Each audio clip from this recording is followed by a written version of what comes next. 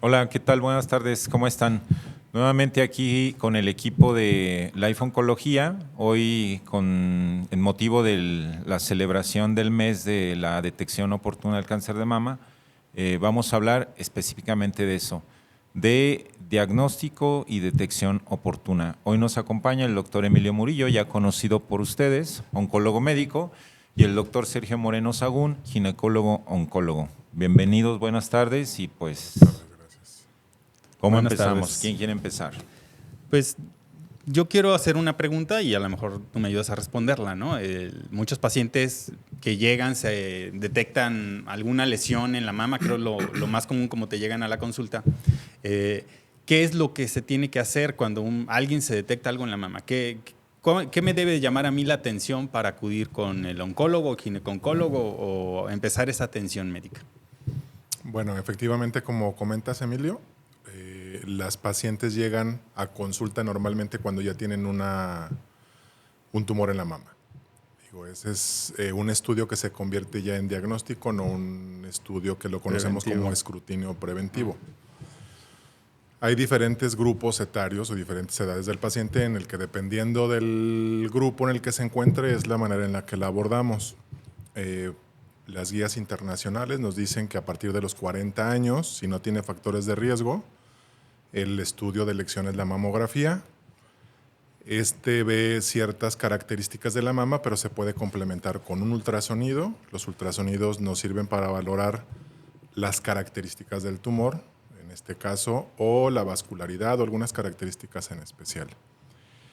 Y por ahí está en un lugar especial un estudio que se llama resonancia magnética. La resonancia magnética en pacientes jóvenes o pacientes con algunos trastornos hereditarios o alguna mutación de algún gen, puede ser el estudio de primera elección o está indicado como primera elección.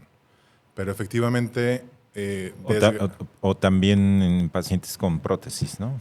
O pacientes con prótesis, pero bueno, ya en pacientes con prótesis es como para ver justo la calidad o si nos queda alguna duda con el tema de las prótesis. Como tú bien lo mencionas, bueno, es un estudio diagnóstico, aunque debería de ser preventivo. Los estudios de escrutinio preventivos tendrían que ser a partir de los 40 años, efectivamente. O en pacientes con factores de riesgo lo podemos hacer antes. Bueno, entonces, para que nuestro público lo asimile mejor, hay dos grupos.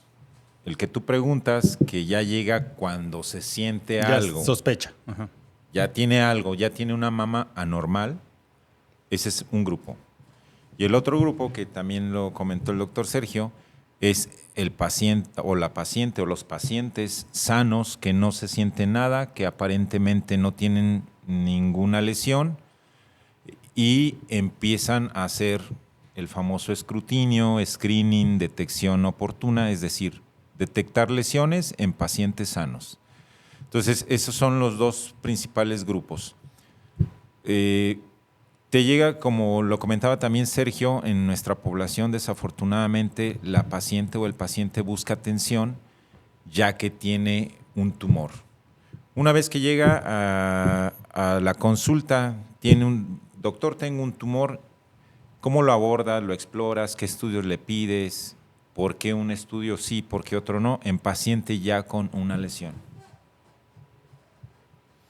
Bueno, el abordaje, como ya bien lo mencionamos, como tú bien lo comentas, Juan, es a través de un ultrasonido o a través de una mamografía.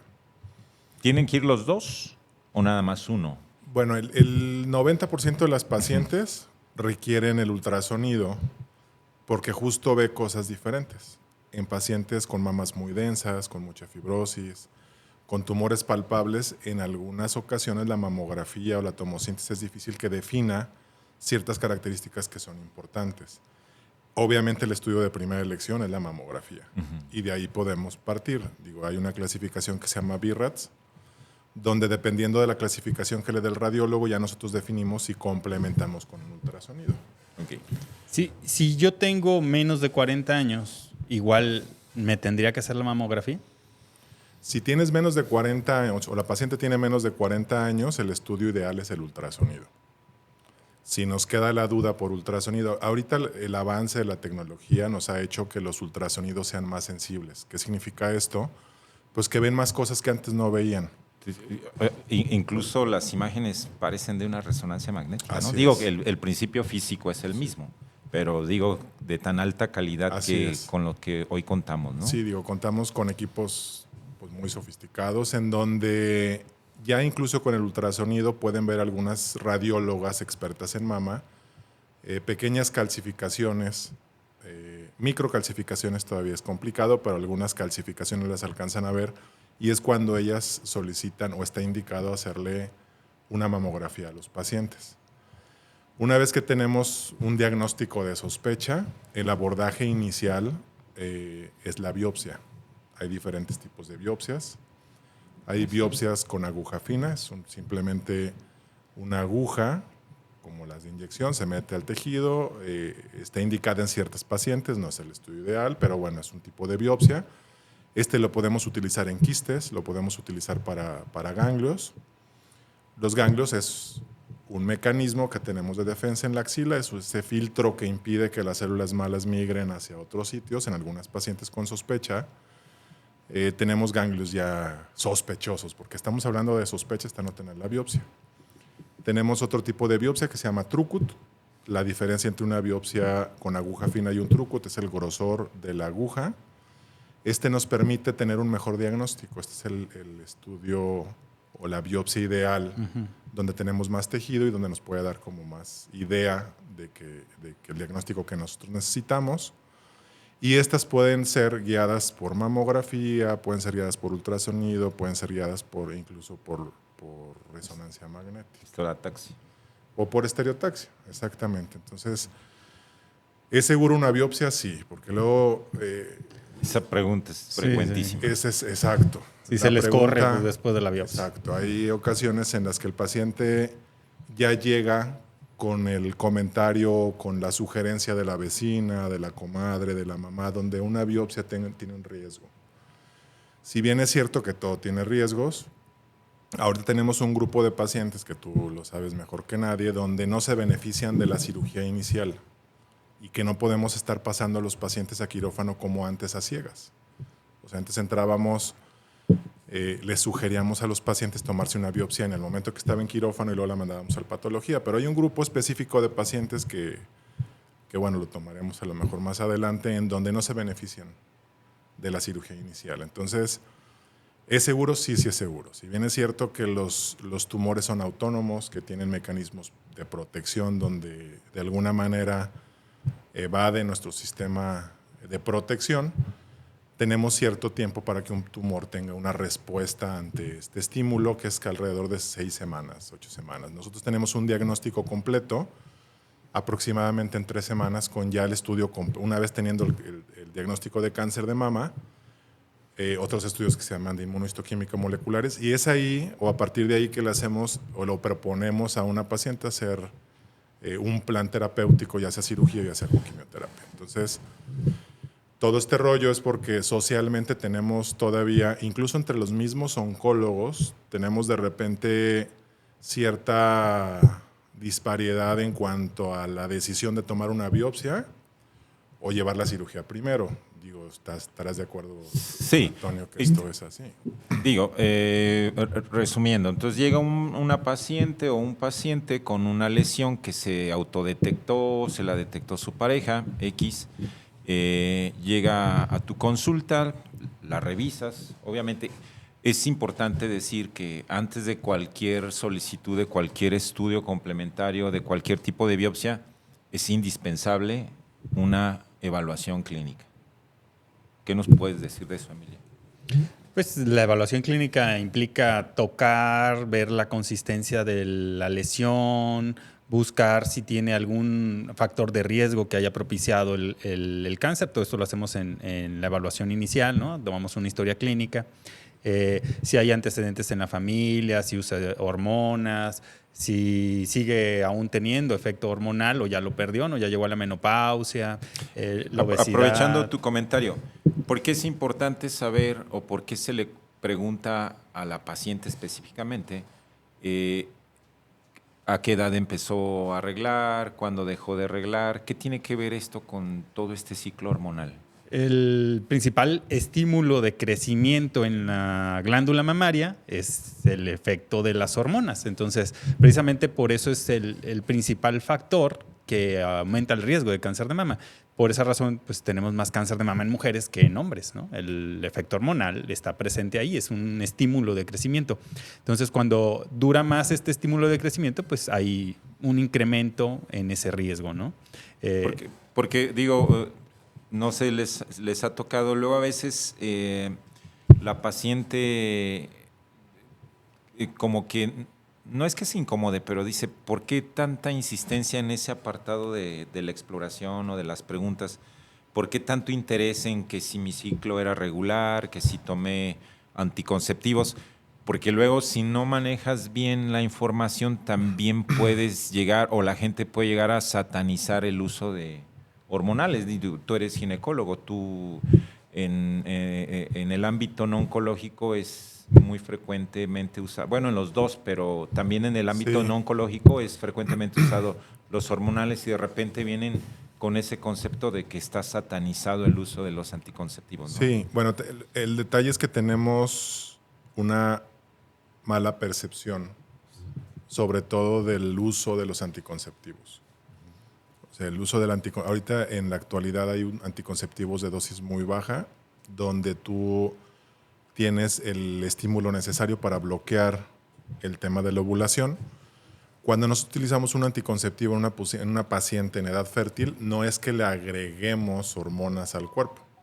Cuando tenemos o utilizamos un anticonceptivo, lo que estamos haciendo es avisándole a nuestro cerebro que alguien, o nuestro cerebro capta que alguien está dándonos las hormonas y en automático se bloquea esa parte. Entonces tenemos de alguna manera una forma más controlada de llevar el ciclo menstrual.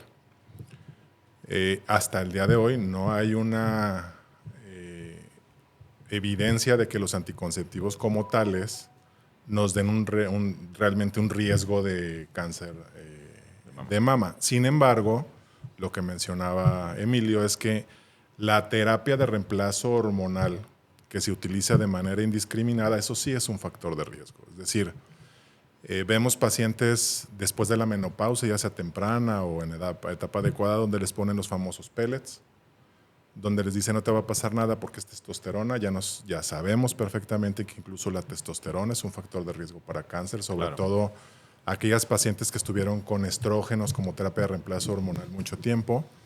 Hay un subtipo dependiente de andrógenos, ¿no? Un subtipo hormonal. Un subtipo específico. Sí. Entonces, sí, efectivamente, la paciente se puede sentir vulnerada. Claro. Hay algunos síndromes, como el síndrome de ovarios poliquísticos, donde justo las pacientes tienen niveles más altos de estrógenos, donde cursan con ciclos anovulatorios más prolongados. Esas pacientes pueden estar, como no tienen ese equilibrio entre sus hormonas, pueden tener un riesgo más alto de cáncer de mama, ¿no? Entonces, digo, están perfectamente estudiados los grupos de riesgo, pero para que esto sea más entendible, este segmento de pacientes que van a empezar a recibir terapia de reemplazo hormonal por la menopausia, como tú dijiste, en tiempo o temprana, sí debemos de tener, sobre todo si le agregamos si tiene antecedentes familiares de cáncer, riesgo, claro. cualquier otro factor de riesgo para desarrollar cáncer, sí tiene que ser minuciosamente tratado por alguien experto y no nada más dar la terapia. Sí, ahí se va. Sí, claro. Entonces, y digo, ¿están de acuerdo que si a esas vamos, pues absolutamente todas las mujeres van a cruzar o van a tener ese puente, ¿no? Entonces, todas las mujeres están susceptibles de eso, ¿no? Sí, yo creo que todas, absolutamente todas están en riesgo. Creo que Digo, ya por el propio sexo es factor de riesgo, ¿no? Sí, justo pasa eso, que luego llegan las pacientes y nos dicen, doctor, yo no tengo factores de riesgo. Exactamente. Ni mi mamá, ni mis tías, ni mis hijas, ni mis... Sí, pero eres mujer, pues ya mujer. es. O sea, el principal factor de riesgo es mujer. Entonces, si a eso le agregamos la obesidad, el sedentarismo, temas ahí de culturales, de dieta, altos en energía, entonces sabemos que la exposición altos contenidos energéticos produce grasa, produce obesidad. Nuestro país es uno de los más obesos del mundo. Entonces, mayor depósito de exacto. colesterol, Y de núcleos digo, de los exacto. Transformación de hormonales, hormonas. Sin explicar una cascada Sí. bioquímica, sabemos que a partir de la grasa se metabolizan estrógenos. Punto. Creo que no necesitamos saber más Exactamente. para que la población o la gente sepa que, bueno, debemos de llevar una vida saludable y que efectivamente son factores de riesgo, que son puntos importantes en nuestra historia clínica, en nuestro interrogatorio con el paciente, y sí, efectivamente tenemos que explicarles porque podemos vulnerarlos, ¿no? Porque es información confidencial. Muy bien. Otra pregunta frecuente que la gente o los tabúes de esta enfermedad es: si tengo una bolita, van a la consulta, algún ginecólogo, un cirujano oncólogo, un oncólogo médico, les hace estudio, la abordan, parece ser una lesión benigna y abandonan el seguimiento. Vuelven a ir y la pregunta es: ¿esta bolita que me dijeron que era benigna, se puede transformar en maligna? Pues sí, digo, sigue siendo el tejido mamario, o sea, sigue siendo la glándula la que está ahí. Y no necesariamente que la bolita inicial que se hizo diagnóstico de que era benigna sea lo que se transformó, ¿no? Sino el tejido circundante puede transformarse y entonces sí encontrarnos con una enfermedad maligna, ¿no? Alrededor de un adenoma, ¿no? Que era la lesión inicial que se consideró como benigna, ¿no? El riesgo sigue estando ahí. Por eso es que la recomendación del hacer la mamografía que nos mencionaba Sergio se mantiene durante pues, toda la vida reproductiva de la mujer y unos años más, ¿no? Para cubrir ese riesgo de que el tejido se transforme, ¿no? Se malignice. Obviamente es menor el riesgo si inicialmente fue una lesión que se consideró benigna a algo que había la duda o algo que ya tenía más datos de cáncer, ¿no? Yo creo que en ese tenor hay mucho miedo de los pacientes cuando se tocan un tumor, ¿no? Digo, Claro, un tumor no es es para menos, ¿no? claro, es en tema de la negación y el miedo, pues, de ir con un oncólogo, sobre todo con un oncólogo. Esa pregunta específicamente, pues la vemos, o ese escenario lo vemos todos los días, ¿no? Doctor, me sentí una bolita hace 2 años, me dio miedo y no regresé hasta hoy. Nosotros en ese afán, en nuestra práctica médica de ser honestos con los pacientes, tenemos la obligación de ver que la paciente tenga riesgo o no tenga riesgo.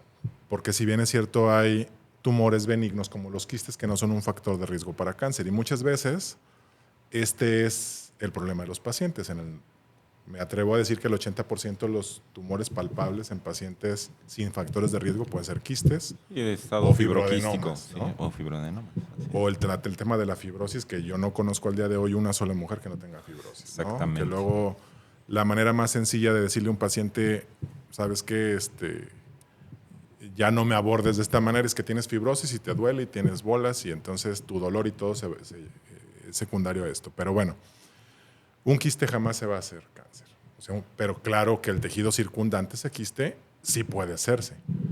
Entonces, ¿qué tenemos o qué tiene el paciente que entender? Que si tiene, aunque sea un quiste, debe de llevar una vigilancia. Claro. Y si en esa vigilancia no hay cambios, pues claro que como tal el quiste no Pero le va tiene el a resto causar, del ¿no? tejido mamario. Sí, ya no está siguiendo el quiste, está siguiendo el resto del tejido. contexto de la mama. ¿no? Claro. Muy bien. Ok, entonces ya llegamos, ya el paciente dice, tengo una bolita, le pides el ultrasonido, le pides la mastografía. ¿Cómo se reporta? Porque también luego es muy importante que el paciente lee sus resultados, no lo entiende. Hablaste de la clasificación BI-RADS, no nos vamos a meter en detalles técnicos, pero ¿qué nos pueden decir a partir de cuándo, según esta clasificación? Porque eso sí es importante decirlo, es para hablar un idioma universal, ¿no? Que si lo lees aquí, en Atotonilco, en Guanajuato, en Japón, tú al hablar de un lenguaje universal sabes cuándo es sospechoso, cuándo no es sospechoso, y entonces, en general, para que la gente lo sepa, cuándo una paciente es candidata a una cirugía después de haber analizado los dos principales estudios, que es la mastografía y el ultrasonido? Pues si la lesión nos la gradifican por números, ¿no? Del 0 al 6. Básicamente, a partir del 3 ya tenemos a alguien que tenemos que vigilar con más frecuencia, porque hay algo ahí que pudiera ser maligno. El riesgo es muy bajo, probablemente alrededor de un 2, un 3%, pero requiere esa vigilancia más estricta. Y una etapa, o mejor dicho, una clasificación 4 en delante, 4, 5, ya hay un riesgo de que esté ahí un cáncer. Ese riesgo va incrementando, obviamente, con mayor sea el número, y se amerita hacer una biopsia, ¿no? Esa es la forma de abordarlo, ¿no? Esta clasificación es de suma utilidad porque pues, cualquier médico la puede ver y derivar, si no es especialista, derivarlo con el especialista, ¿no? Tiene un BIRDATS 4, ya va directamente con el gineco-oncólogo, con el cirujano oncólogo, o por lo menos con el ginecólogo para que haga una biopsia, ¿no? Muy bien. Entonces, ya pedimos estudios. Ahora comentabas tú, Sergio, que la biopsia ideal pues, es la Trucut, ¿no? Sí. Porque el que tú decías que es más gruesa que la biopsia con aguja fina. Sí. ¿Por qué es la ideal? Nos da más argumentos o más tejido para poder hacer un diagnóstico de manera adecuada. Nosotros, para poder hacer diagnóstico, necesitamos tejido. Claro. O sea, tejido de la mama. Las biopsias o las agujas, entre más delgadas, la posibilidad de tener tejido adecuado es menor. Cuando tenemos una biopsia grande, o sea, comparativamente con la biopsia con aguja fina, nosotros podemos tener más tejido, y al tener más tejido nos permite o le permite al patólogo dar un mejor diagnóstico. Entonces ya se demostró que las agujas que antes se hacían a diestra y siniestra, las biopsias con aguja fina, se quedaban inconclusas. Entonces, al quedarse inconcluso, el paciente entraba en estrés y terminaban operándolas, y terminábamos en lo mismo, haciendo diagnósticos o operando pacientes a ciegas. Claro. Entonces, la biopsia Trucut, ¿por qué nos funciona? Pues porque nos da suficiente tejido, nos da toda la información, nos permite hacer estudios moleculares. Entonces, hoy por hoy sigue siendo o es el mejor método diagnóstico desde el punto de vista patológico. Muy bien. Ya tenemos el diagnóstico, ya sabemos que es cáncer, está corroborado, ya tenemos la clasificación molecular, ya estamos a un paso de decidir hacia dónde va el tratamiento. Pero estamos hablando exclusivamente de detección oportuna y después del tratamiento. En este momento que corroboras que es cáncer, que ya evaluaste la mama, que ya evaluaste la axila, ¿qué otros estudios hay que pedir una vez que confirmamos que es cáncer de mama? ¿Y para qué sirven? Tenemos que hacer una batería de estudios que hasta el momento se ha demostrado que ya sea haciendo un PET o haciendo los estudios, digamos, más baratos, que sería el ultrasonido, la radiografía, etcétera, nos sirven para ver la extensión de la enfermedad, para saber si el cáncer se ha movido del sitio originario a otras partes, ¿no? ¿Exactamente ultrasonidos o placas de qué?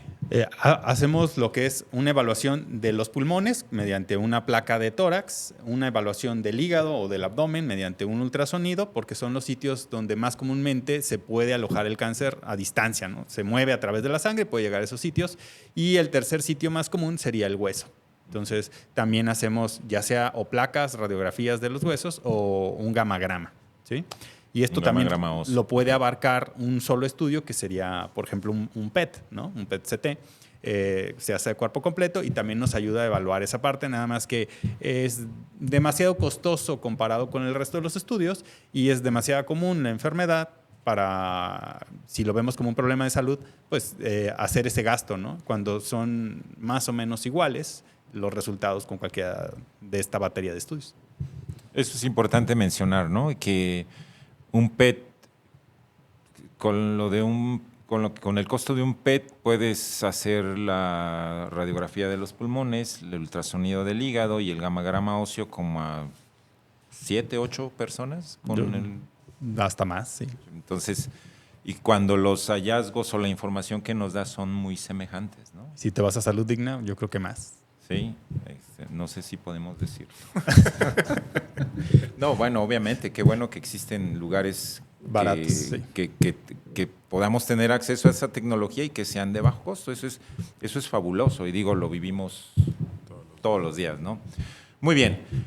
Entonces, ya con estos estudios, si encontramos enfermedad en alguno de estos estudios, en alguna de estas pruebas, pues bueno, ya nos pondría en una etapa diferente, con un tratamiento diferente al paciente.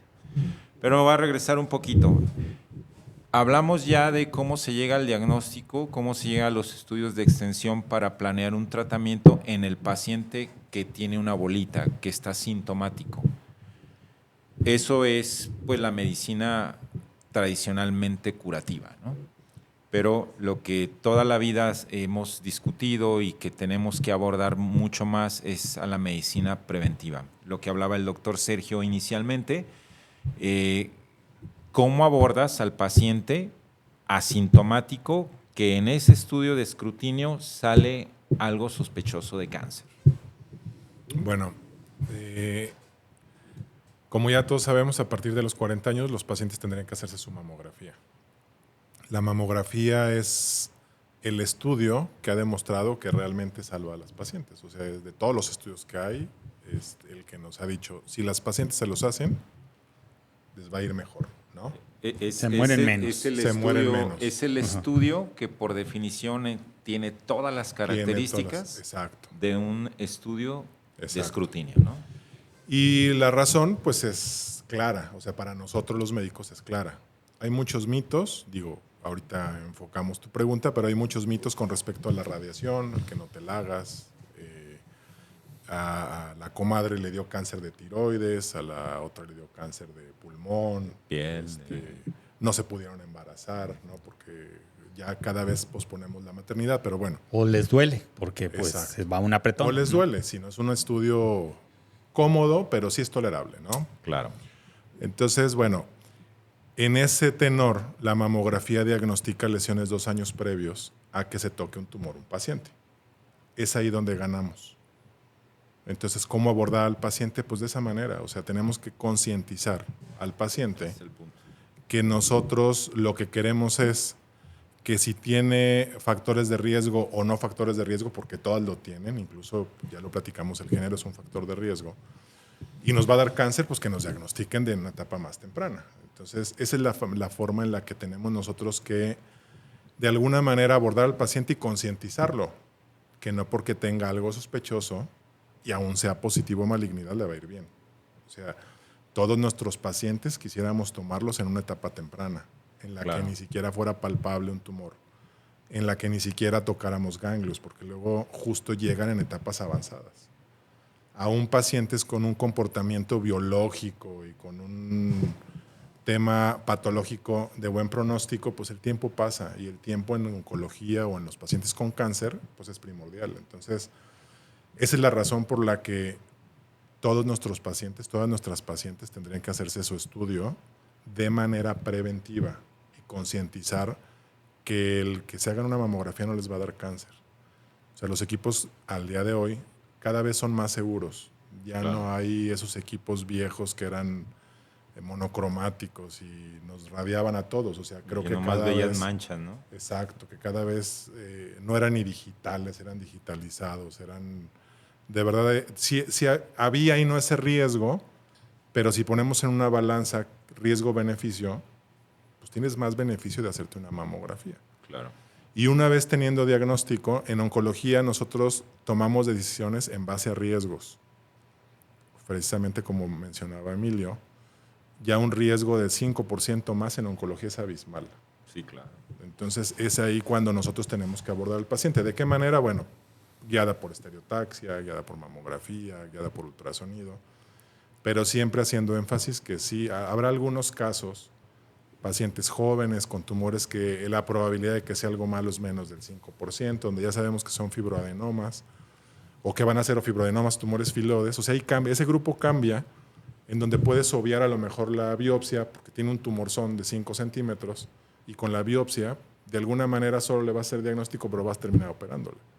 Claro. Pero lejos de ese grupo de pacientes donde puedes tener un poco más de seguridad, creo que el abordaje tendría que ser de esa manera. Digo, no sé si tú opinas algo. Yo ahí te quería preguntar. Hay otros estudios que también se utilizan como para hacer diagnóstico temprano, parte del tamizaje, ¿no? Habían pues ya publicado algo de resultados de Brasier que te detectaba los cambios de temperatura o el análisis del líquido de la leche, ¿no?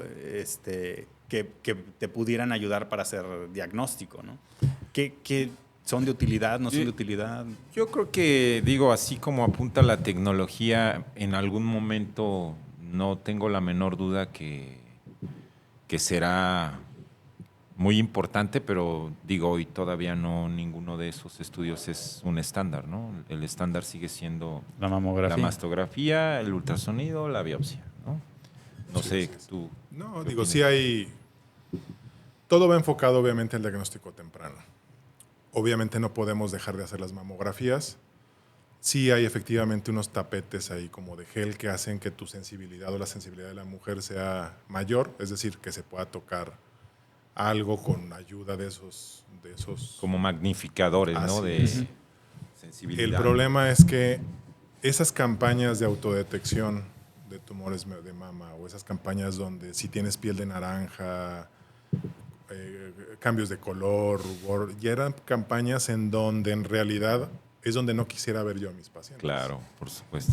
Entonces, al día de hoy, si ponemos a 10 mujeres a tocar sus mamas, las 10 mujeres se tocan algo. Entonces, por eso en Estados Unidos y en el mundo ya no están recomendadas las campañas de autodetección. Sí, efectivamente hay algunos protocolos o ya está establecido para la medicina alternativa, donde hay equipos por hipertermia, por ejemplo. Donde dicen, sí, si marca más caliente, tiene más riesgo de cáncer. Al día de hoy, la FDA en Estados Unidos no ha aprobado ninguno de esos estudios como parte del escrutinio de los pacientes, ¿no? Porque hay algunas condiciones como mastitis granulomatosas, mastitis por lactancia, La lactancia, exactamente. en donde todas las tienen calientes, en donde a todas les sale secreción.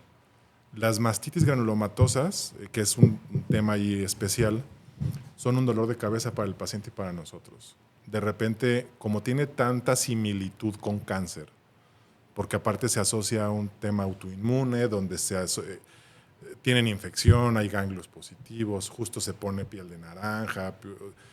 Es un grupo en donde se pueden perder y entonces simula. Y de alguna manera son pacientes sobretratadas, incluso con mastectomías, sobrediagnosticadas, pacientes que incluso les dan quimioterapia pensando, porque no hay... ¿Qué era? Entre que no sabemos qué es, Sí. pues tampoco mal no le hace, ¿no? Pero bueno, en la cabeza de algunos oncólogos. Entonces no podemos caer en eso. Y es ahí donde se pone en boga una serie de herramientas que la población utiliza, pero con ese miedo de hacerse la mamografía o el ultrasonido.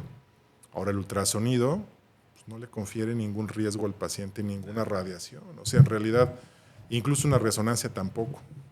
Sí. O sea, sí creo que hay que tener como mucho cuidado.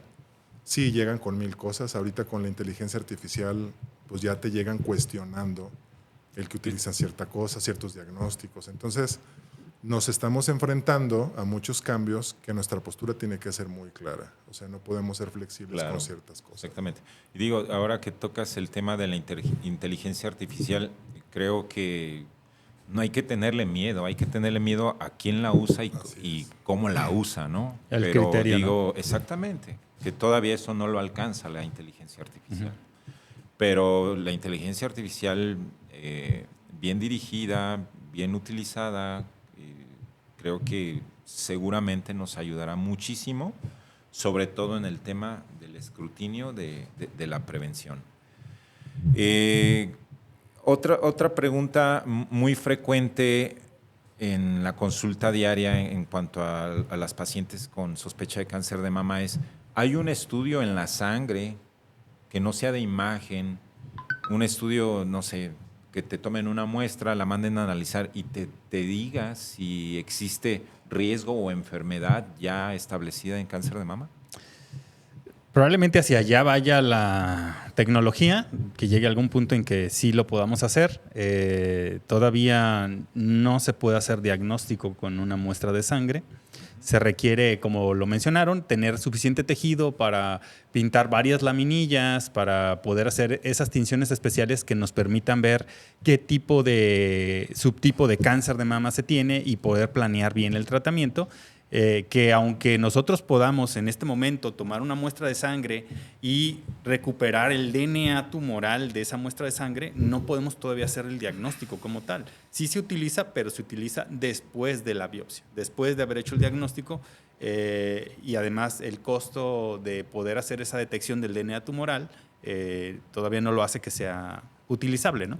En algún punto, probablemente cercano, en un futuro inmediato, vamos a poder llegar a esa situación mediante inteligencia artificial, que lo mencionabas, bases de datos de los pacientes que se han corrido en algunas poblaciones o en algunos estudios. Se busca tener este banco de tejido y de muestras de sangre para poder llegar a esa correlación y poder tener el diagnóstico con solo la muestra de sangre, pero todavía eso está en desarrollo, no tenemos nada como tal. En los países europeos, incluso el hacerse ese tipo de detecciones también puede hacer que se invalide su seguro de gastos médicos porque los consideran de alto riesgo, ¿no?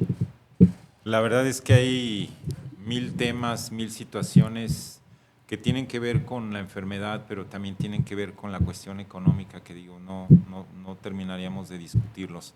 Pero bueno, para finalizar, ¿algún mensaje acerca de la detección oportuna, el escrutinio para nuestros pacientes? Pues importante que se hagan mamografía, es lo que tenemos más claro que salva vidas, es lo que, como ya se mencionó, permite la detección antes de que la enfermedad sea evidente, antes de que la enfermedad pueda tener ese potencial de irse a otras partes del cuerpo, ¿no? Y esto salva vidas. Es lo más importante, el tamaño del tumor, la afección a los ganglios. Entonces, tenemos que hacer estudios de tamizaje. Y la otra gran ventaja que tenemos es que es pública. O sea, yo puedo ir al Seguro Social, a Salubridad, al IMSS Bienestar, al ISSSTE, y me la van a ofrecer, la van a poder hacer, ¿no?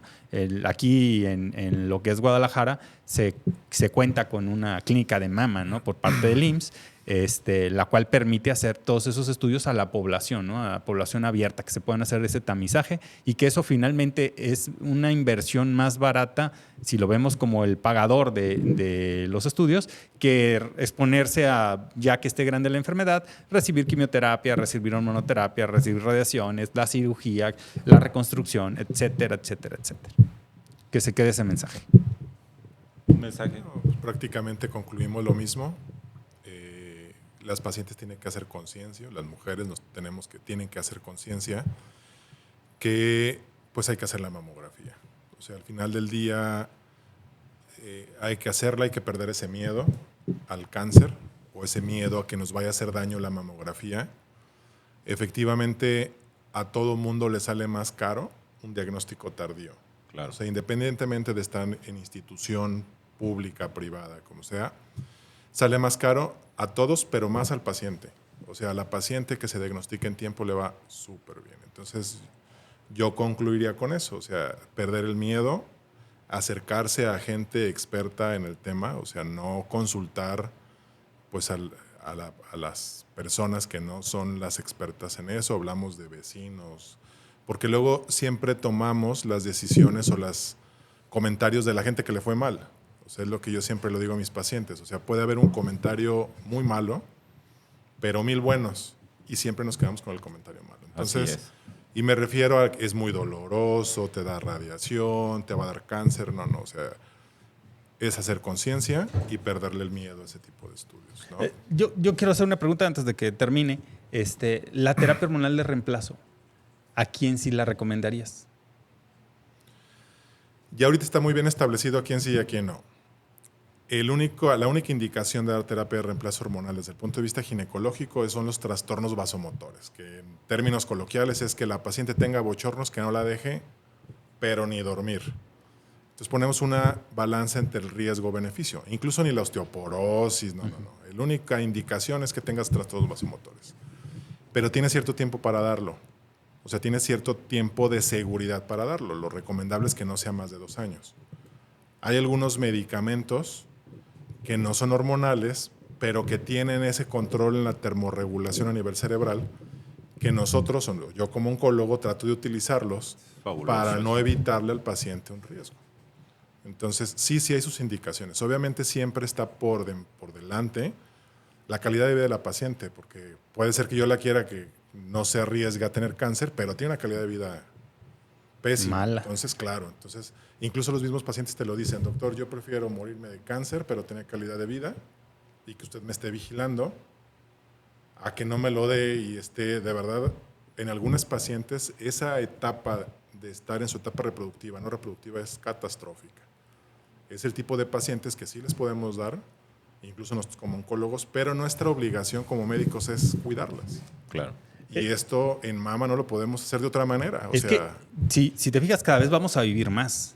Cada vez estamos viviendo más. Entonces, pues, como que se queda corto ya el tiempo de la influencia hormonal, tanto en hombres como en mujeres, ¿no? Entonces, si cada vez nos acercamos más a los 100 años de vida... Sí, se va quedando más atrás de la mitad. Exacto, es mucho tiempo antes. Entonces, o a mí me gustaría pensar que va a llegar un punto en que, pues, a lo mejor todas las mujeres van a requerir 5 años más, 10 años más.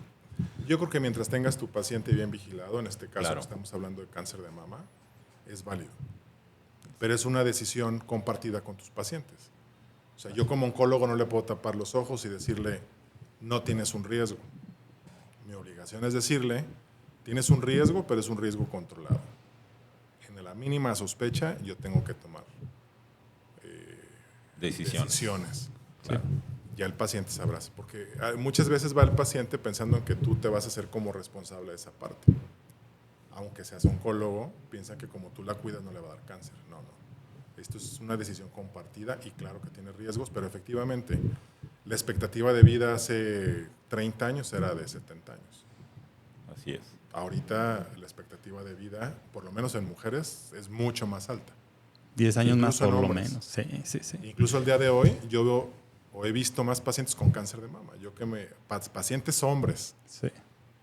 ¿Por qué? Porque no sabemos qué está pasando, que ya en los hombres, ¿cuántos vimos en el Instituto Nacional de Cancerología? O sea, yo vi 1 o 2. Así es. En mi consulta tengo como 5.